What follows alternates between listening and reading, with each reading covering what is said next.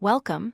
Today we are exploring a fundamental concept in statistics and experimental design, randomization. Specifically, we will look at how we can reduce bias in experiments using random assignment. This is the key to proving cause and effect. First, let's understand what a controlled experiment looks like. Usually, we have two main groups.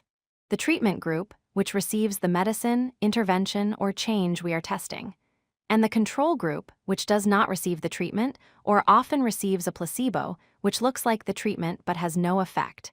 We compare these two to see if the treatment works. But there is a major problem we must avoid: bias.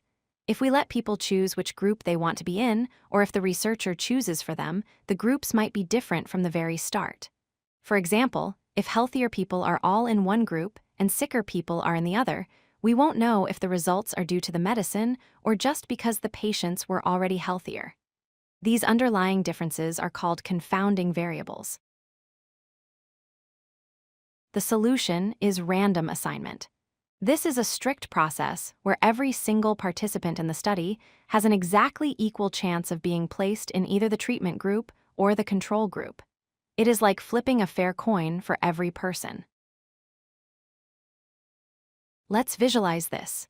Imagine we have a large, diverse pool of participants, different ages, backgrounds, and health levels. We put them through a randomizer, like a computer program or a random number generator. This process blindly sorts them into Group A and Group B. It does not care who they are. Why do we do this? Because it creates balance. When you have enough people, randomization tends to average out all those differences we talked about. The average age, health, and lifestyle of Group A will be roughly equal to Group B. This ensures that the only significant difference between the groups is the treatment itself. Let's look at an example. Imagine a study testing if coffee gives you energy. If we ask people who wants coffee, the people who already love coffee and perhaps sleep less might join the coffee group. The people who prefer water and sleep more might join the water group. If the coffee group has more energy at the end, is it the coffee? Or is it just because they were already high-energy people? We can't tell. This is selection bias. Now, let's fix it with random assignment. We flip a coin for each person. Coffee lovers and water lovers get mixed up evenly into both groups. Now, both groups have a similar baseline of energy. If the coffee group ends up having higher energy levels than the water group, we can be confident it was actually caused by the coffee. A quick clarification, because these terms get confused. Random sampling is how you pick people from the world to be in your study. This helps your results apply to the general population. Random assignment is what happens after they are in the study, sorting them into groups. This helps you prove cause and effect.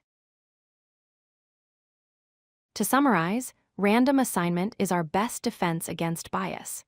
It distributes confounding variables equally across groups. It allows researchers to make fair comparisons, and ultimately, it is the magic ingredient that lets us claim that X causes Y. Thank you for watching. If you like this video, hit that like button and don't forget to subscribe.